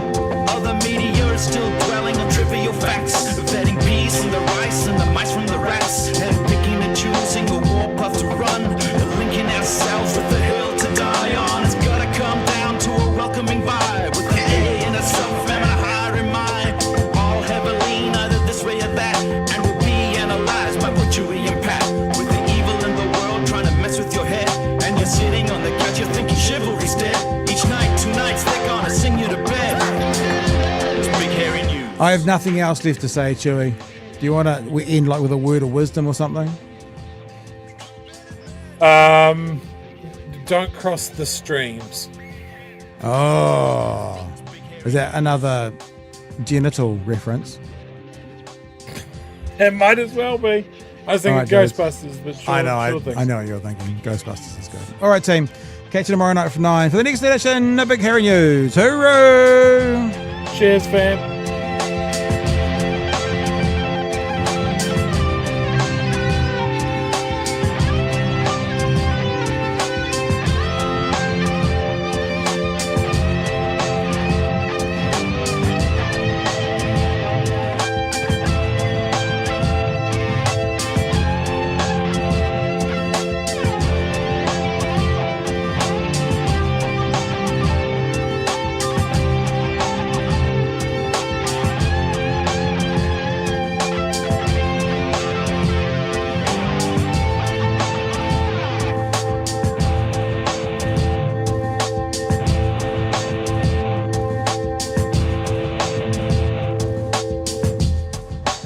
Ugh.